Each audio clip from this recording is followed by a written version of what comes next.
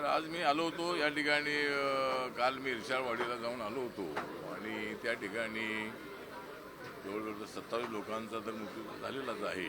परंतु अजूनही जे 52 लोक होते ते 52 लोक अजूनही त्यामध्ये काढले गेलेले होते आणि जवळजवळ अनेक 70-75 लोकांचा डेथ त्या ठिकाणी झालेला आहे. तर त्या संबंधामध्ये माननीय देवेंद्र फडणवीस जे उपमुख्यमंत्री त्यांना एक निवेदन दिलेलं आहे. मुख्यमंत्री बिझी असल्यामुळे काही त्यांना भेटू शकलो नाही. परंतु त्याच्यामध्ये आम्ही मागणी अशी केलेली आहे की महाराष्ट्रामध्ये मोठ्या प्रमाणामध्ये सह्याद्री पर्वत आहे, अनेक डोंगर आहेत आणि डोंगराच्या खाली डोंगरावरती अनेक गावं आहे, अनेक वाडे आहे आणि त्याचं जे सर्वेक्षण आहे, त्याचा जो स्टडी आहे तो करण्यासाठी एखादी एक्सपर्ट कमिटी नेमावी आणि ज्या ज्या ठिकाणी धोकेदायक अशा पद्धतीच्या सगळ्या जे गावं आहे त्यांचं पुनर्वसन सुरक्षित ठिकाणी करावं अशा पद्धतीची आपण मागणी माननीय देवेंद्र फडणवीस यांच्याकडे केलेली आहे.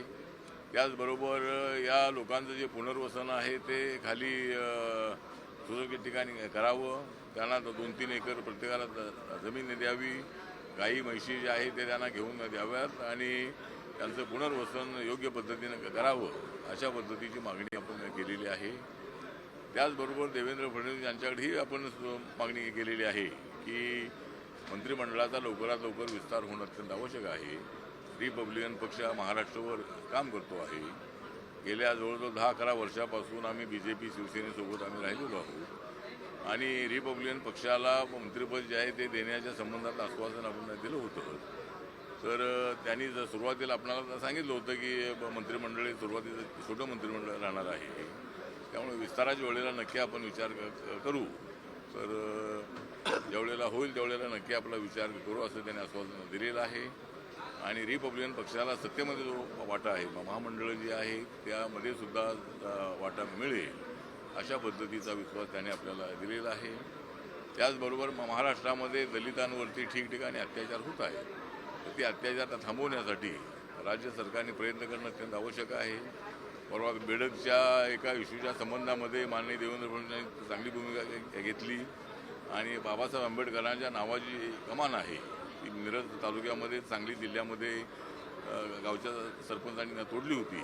तर त्यांच्यावर ॲट्रॉसिटी ॲक्ट त्यांच्यावर ॲक्शन घेतलेली आहे आणि पुन्हा कमान बांधून देण्याचाही त्या ठिकाणी आदेश माननीय देवेंद्र फडणवीस यांनी दिलेले आहेत. त्यामुळं जवळजवळ 150 कुटुंब जी आहेत सगळी आपल्या बायका मुलांसह मुंबईकडे निघाली होती. परंतु माननीय देवेंद्र फडणवीस यांना बोलावून त्यांच्यासोबत चर्चा केली आणि त्यांच्या मागण्या मान्य केल्यामुळं त्या ठिकाणी दलित समाजामध्ये चांगलं वातावरण आहे. पण अजूनही अनेक ठिकाणी अशा पद्धतीचे अत्याचार होत आहेत. कारणं जरी कुठली असली तरी दलितांवरचे अत्याचार थांबवले पाहिजे आणि त्यासाठी एखादी आपण बैठक बोलवावी अशी सूचना आपण त्यांना केलेली आहे आणि त्यासाठी नक्की अधिवेशन संपल्यानंतर एक बैठक बोलावू असं ते आपल्याला म्हणालेले आहे. त्यामुळं आज फक्त देवेंद्र फडणवीस यांचीच भेट झालेली आहे आणि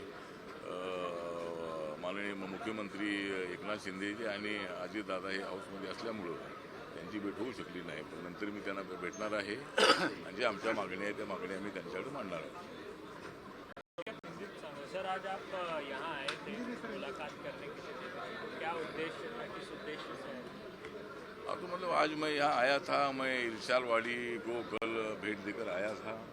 वहाँ के लोगों की भावना सरकार के सामने रखने की आवश्यकता थी और इर्शालवाड़ी का पुनर्वसन जो है ये पुनर्वसन सही जगह पर होना चाहिए और मकान के पुनर्वसन के साथ साथ उनको खेती के लिए ज़मीन भी मिलनी चाहिए. उनको गाय भैंस वगैरह लेकर भी देना चाहिए ताकि उनका मतलब जो आगे का गुजारा चल सके. तो ये मेमोरेंडम मैंने माननीय उपमुख्यमंत्री देवेंद्र फडणवीस को दिया है और उसमें मेन मांग हमने ये की है कि महाराष्ट्र में बहुत जगह पर इसी तरह के हादसे होते हैं. 1 साल पहले भी महाड़ में इसी तरह का हादसा हुआ था और बहुत भारी बारिश से मतलब पत्थर गिर जाते हैं और इसीलिए धोखे की जगह पर जो गांव है उनको मतलब वहाँ से सुरक्षित जगह पर ले जाने के लिए एक एक्सपर्ट कमेटी का निर्माण करना चाहिए और ऐसे गाँवों को सुरक्षित जगह पर लाना चाहिए. इसी तरह की एक मुख्य मांग हमने की है उस पर जरूर मतलब सरकार विचार करेगी, उन्होंने बताया है। दूसरा, एक आरपीआई को सत्ता की भागीदारी मिलनी चाहिए। एक आरपीआई का मंत्रिमंडल में होना बहुत बड़ा जरूरी था, लेकिन पूरा महाराष्ट्र की जनता जो है, मेरा रिपब्लिकन पार्टी है, बीजेपी, शिवसेना और अभी राष्ट्रवादी कांग्रेस की सरकार में आरपीआई का एक मंत्री होना चाहिए था, लेकिन अभी तक नहीं हुआ है। तो हमने मांग किया है कि भाई आरपीआई के लिए एक मंत्री पद मिलना चाहिए और विस्तार जल्दी होना चाहिए। इसी तरह की मांग देवेंद्र फडणवीस जी के पास हमने की है और उन्होंने बताया है कि जरूर उसका विचार हम करेंगे, जल्दी विस्तार करेंगे, ऐसा उन्होंने बताया है। दूसरा, एक दलित पर अत्याचार की घटनाएं जगह जगह पर, कुछ जगह पर हो रही है। महाराष्ट्र सरकार ने एज ए होम मिनिस्टर माननीय देवेंद्र फडणवीस जी ने एक मीटिंग बुलानी चाहिए और उसमें दलित अत्याचार रोकने के लिए क्या कर सकते हैं, इसके बारे में विचार करने की आवश्यकता है। ये भी हमने उनको एक मेमोरेंडम पत्र हमने दे दिया है।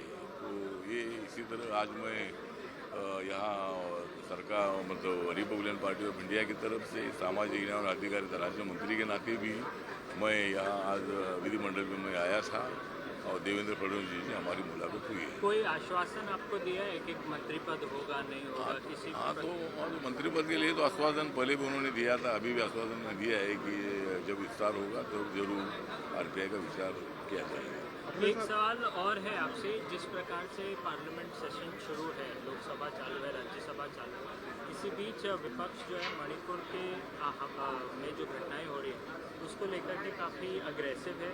अभी आम आदमी पार्टी के जो सांसद हैं संजय सिंह, उन्होंने हंगामा किया जिसके बाद उन्हें सस्पेंड भी कर दिया है। मुझे लगता है कि जब ऑल पार्टी मीटिंग हुई थी 19 तारीख को, तो ऑल पार्टी मीटिंग में कांग्रेस सहित सभी अपोजिशन ने मांग किया था कि मणिपुर पर चर्चा होनी चाहिए, पहले दिन ही चर्चा होनी चाहिए। उस पर सरकार ने ये रूप लिया था कि भाई चर्चा के लिए हम तैयार हैं और जो मुद्दे आपको रखना है उसके बारे में आपको पूरा अधिकार है। वहाँ मणिपुर में शांति प्रस्तावित होनी चाहिए, सबकी मांग है। 2 महिलाओं पर जो अत्याचार हुआ ये बहुत बड़ी दर्दनाक घटना है। तो सरकार ने भी मतलब चर्चा के लिए मान्यता दी थी और माननीय नरेंद्र मोदी जी ने भी मतलब मीडिया के सामने आकर उन्होंने ये ऐसे घटना का निषेध किया था और शांति का आह्वान भी किया था।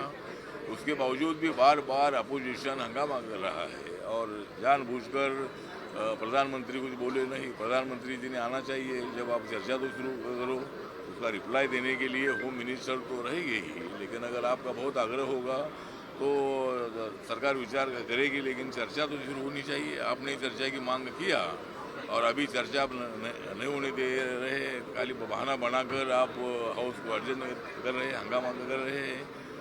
इसी तरह का रोज हंगामा करना अच्छी बात नहीं है। अगर हम चर्चा के लिए सरकार तैयार है, चर्चा की मांग आपने किया है, तो हंगामा की क्या आवश्यकता है। मतलब 2-3 दिन नहीं चले गए, पहले 2 दिन चले गए, आज का भी नहीं चला गया। तो हर रोज इसी तरह हंगामा करना ठीक नहीं है और रोज हंगामा करने वालों को सस्पेंड करना ही चाहिए। जिस तरह संजय सिंह जी हमारे अच्छे मित्र हैं, आम आदमी पार्टी के मेंबर ऑफ पार्लियामेंट हैं, लेकिन वो उन्होंने बहुत ज़्यादा हंगामा करने के बाद उनको शायद सस्पेंड कर दिया। आज मैं हाउस में नहीं था, लेकिन रोज हंगामा करके हाउस का कामकाज रोकने का प्रयत्न करने वाले जो मेंबर ऑफ पार्लियामेंट है उनको सस्पेंड करना ही चाहिए। एक सवाल है कि आज एएसआई जो है, ASI archaeological survey of India, ये ज्ञानव्यापी मंदिर के जो मस्जिद है वहाँ पर सर्वे करने गए थे, लेकिन कुछ लोग कोर्ट में चले गए।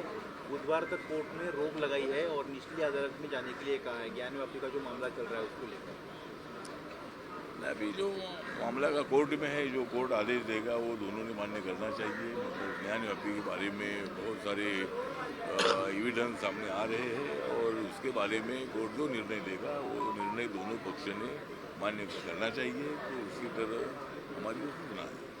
डॉक्टर साहब, सवाल था कि सातारा जिले में पलटन तालुका है, वहाँ पे कुरोली गांव है, वहाँ पे एक 35 साल की महिला, एक 16 साल की बेटी और एक 14 साल की बेटे को जात पात को लेके उनके कपड़े फाड़े गए, मारण की। नहीं तो सातारा के एक गांव में मतलब जो घटना घटी है ऐसी घटना महाराष्ट्र में नहीं होनी चाहिए। महाराष्ट्र अपना फुले शाहू अम्बेडकर शिवाजी महाराज का महाराष्ट्र है और रोज या मतलब कई दिनों के बाद एकाधी घटना होना ठीक नहीं है। तो मैं ऐसी घटना का निषेध करता हूँ और पुलिस प्रशासन जरूर उनके ऊपर कड़ी कार्रवाई करेगी। और मैं सारे समाज को आह्वान करना चाहता हूँ कि हम सब लोगों ने एक साथ रहना चाहिए। जिस तरह बेड़क में हुआ था, बेड़क के जो हमारे नौजवान लोग यहाँ अटल देवेंद्र फडणवीस जी को मिले तो मतलब वहाँ बाबा साहब अम्बेडकर जी की जो कमान है ये कमान तोड़ने की बिल्कुल आवश्यकता नहीं थी, लेकिन बाबा साहब अम्बेडकर जी की कमान तोड़ने का एक निर्णय सरपंच ने ले लिया और खाम खा वहाँ विवाद पैदा किया। तो मुझे लगता है कि बाबा साहब अम्बेडकर जी के बारे में सब लोग दुनिया भर में अपने देश में सब लोग बाबा साहब को मानते हैं और वहाँ वो कमान तोड़ने का निर्णय ठीक नहीं था। तो इसी तरह जगह पर हो रहा है।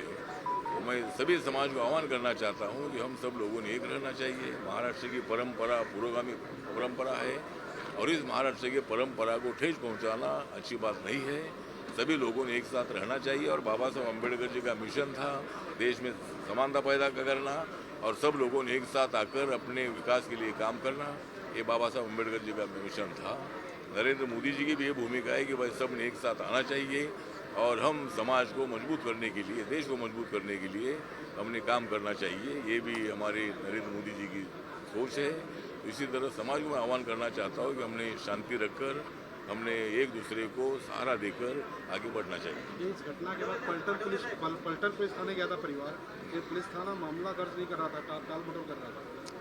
तो मतलब बहुत बार जो पुलिस अधिकारी होते हैं ये इसी तरह की गलती करते हैं। तो अगर ऐसा अत्याचार होता है तो पुलिस स्टेशन में कोई भी जाता है तो उनका एफआईआर दर्ज करने की जिम्मेदारी वहाँ के पुलिस हवलदार हो या पुलिस इंस्पेक्टर हो उनकी होती है। उन्होंने मतलब वो दर्ज करना चाहिए। अगर ऐसा नहीं हुआ होगा तो उसकी जांच होनी चाहिए और ऐसी पुलिस पर कार्रवाई होनी चाहिए। उपमुख्यमंत्री पदाची शपथ घेतल्यानंतर अजित पवारांच्या चेहऱ्यावरती परत स्पष्ट पाहायला मिळत आहे। एकंदरीत फिल्ममध्ये चांगलं कोऑर्डिनेशन बघायला मिळत आहे। काही त्रुटी करता येईल का तुम्हाला? काय व्हायला चेहरा त्यांचा फुललाय उपमुख्यमंत्री काहीतरी चारोळी बिरोळी म्हणाल का? हां नाही अजित पवार हे उपमुख्यमंत्री झाले त्यानंतर त्यांचा चेहरा फुललेला आहे आणि अजूनही तो फुलणार आहे, कारण त्यांचा चेहरा फुलण्यासाठी त्यांना डेप्युटी सीएम केलेला आहे आणि अजित पवारांनी अत्यंत मोठा निर्णय घेतलेला आहे। बरेच आमदार त्यांच्यासोबत आलेले आहेत आणि नागालँडचे सुद्धा त्यांचे जे आमदार होते ते सुद्धा त्यांच्यासोबत आलेले आहेत। त्यामुळे खरा जो राष्ट्रवादी पक्ष आहे, राष्ट्रवादी पक्ष अजितदादा पाटील यांच्या अजितदादा पवार यांच्या नेतृत्वाखाली सगळ्या देशामध्ये मजबूत होतो आहे। माननीय शरद पवार साहेबांच्याबद्दल आम्हाला आदर आहे, परंतु शरद पवार साहेब जर इंडियासोबत आले असते, जर पवार साहेबांनीच हा निर्णय घेतला असता तर कदाचित राष्ट्रवादी काँग्रेस पक्षामध्ये फूट होत नव्हती आणि फूट म्हणण्यापेक्षा आता खरा राष्ट्रवादी जो आहे तो अजित दादांचा आहे आणि अजून वेळ गेलेली नाही। एवढे जर आमदार इकडे आलेले आहेत तर तिकडे पवार साहेबांनी राहून काही उपयोग नाही आहे। त्यामुळं पवार साहेबांनी सुद्धा इंडियामध्ये येण्याचा विचार करणं अत्यंत आवश्यक आहे। त्या विरोधी पक्षाच्या बाजूला जाऊन काही फायदा होणार नाही। नरेंद्र मोदींना हटवणं हे एवढं सोपं काम अजिबात नाही। नरेंद्र मोदीजी आणि NDAच्या मिटिंगमध्ये 38 पक्षाने आम्ही ठरवलेलं आहे की 2024मध्ये जी निवडणूक होईल त्या निवडणुकीमध्ये आम्हाला प्रचंड यश मिळेल, आम्हाला 350पेक्षा जास्त जागा मिळतील आणि नरेंद्र मोदी आमचे प्रधानमंत्री असतील। मी विरोधी पक्षाला विचारतो की आपल्याकडे प्रधानमंत्री पदाचा कोण उमेदवार आहे? त्यांच्याकडे प्रत्येक पक्षाचा एक उमेदवार आहे आणि जरी तुम्ही किती प्रयत्न केलात तरीसुद्धा आम्हाला अजिबात अडचण अजिबात नाही। जनता नरेंद्र मोदींच्या सोबत आहे। त्यामुळं 2024मध्ये इंडियाचं सरकार येणार आहे आणि इंडियाचं नाव देऊन या ठिकाणी आपल्या देशाला बदनाम करण्याचा प्रयत्न करू नका। तुमच्या अलायन्सचं नाव वेगळं ठेवणं आवश्यक आहे, इंडिया नाव ठेवणं बरोबर नाही आहे आणि तुम्हाला प्रयत्न करण्याचा अधिकार आहे लोकशाहीमध्ये, परंतु आम्ही सुद्धा आमचा प्रयत्न आम्ही सोडले जाता नाही आणि 2024 जी निवडणूक आहे ती निवडणूक आम्ही अत्यंत चांगल्या मताने जिंकणार आहोत। आठवले साहब, एक सवाल है। मद्रास हाईकोर्ट ने एक सर्कुलर जारी कर कहा है कि बाबा साहेब अम्बेडकर की जितनी भी तस्वीरें न्यायालय में है सब को हटा दिया जाए और केवल महात्मा गांधी की तस्वीर जो है वो न्यायालय परिसर में लगाई जाए। आप इस सर्कुलर को कैसे?